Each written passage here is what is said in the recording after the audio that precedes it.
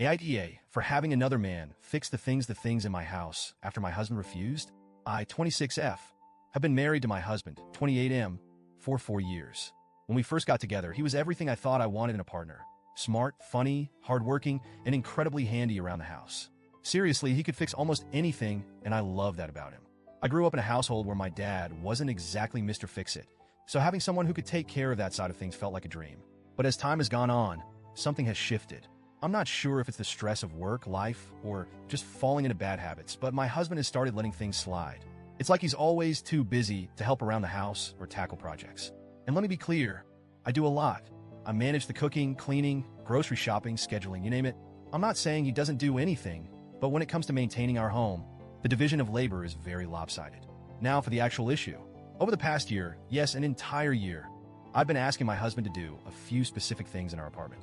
First, we needed to replace our ancient refrigerator. It was loud, inefficient, and barely keeping our food cold. My sister generously gifted me a beautiful Smeg refrigerator for my birthday last year, but it's been sitting in the corner, still in its packaging, because my husband never got around to swapping it out. Second, I've been wanting to set up a small dance area in our apartment. Dancing is my passion and my primary form of exercise. It's not just about staying fit, it's my therapy, my joy, my escape. I asked my husband to install a ballet bar, a pole, and a mirror so I could practice at home. He said he'd do it, but every time I brought it up, there was another excuse. I'll get to it next weekend, or I don't have the right tools right now, or do we really need to drill holes in the walls for this? At first, I was patient. I get it, life gets busy. But as the weeks turned into months, my patience wore thin. It felt like he didn't take my needs seriously or care about how much this meant to me. I even tried to compromise by offering to help or hiring someone to do it, but he shot those ideas down too. Why waste money when I can do it myself, he'd say, but he wasn't doing it. Finally, a few weeks ago, I hit my breaking point. I decided to take matters into my own hands. Our apartment complex has a maintenance team, so I figured I'd start there. I knew they technically only handle repairs, but I thought maybe they could help with the fridge. I approached one of the maintenance workers, let's call him Mike, and explained the situation. I told him about the Smeg fridge and asked if there was any way he could install it for me. He smiled and said, "That's not really in my job description, but I'll see what I can do." Honestly, I nearly cried from relief. Mike came over the next day while my husband was at work. He not only swapped out the old fridge, but also organized everything inside the new one. I was so grateful I could have hugged him, but I settled for a heartfelt thank you instead. Before he left, he handed me his number and said, "If you ever need anything else, just let me know. No need to go through the online ticket system." At the time, I thought he was just being nice. I didn't think anything of it. A week later, I decided to text Mike again. I asked if he could help with the ballet bar, pole, and mirror. I told him the truth. I'd been waiting for my husband to do it for a year, but it just wasn't happening. Mike replied almost instantly, "Sure thing. I'll be there in 5 minutes." True to his word, Mike showed up with his toolbox and got to work. He was efficient and meticulous, making sure everything was secure and level. He even cleaned up the dust and debris afterward. I tried to tip him, but he refused. "No need for that," he said with a smile. "I'm happy to help." I felt such a wave of relief and gratitude.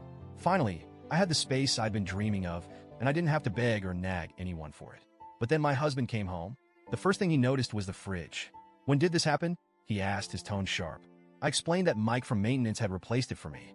My husband frowned, but didn't say much, until he walked into the living room and saw the ballet bar, pole, and mirror. He absolutely lost it. "Who the hell did this?" he demanded. When I told him it was Mike, his face turned red with anger. "You had another man in our house? While I wasn't here?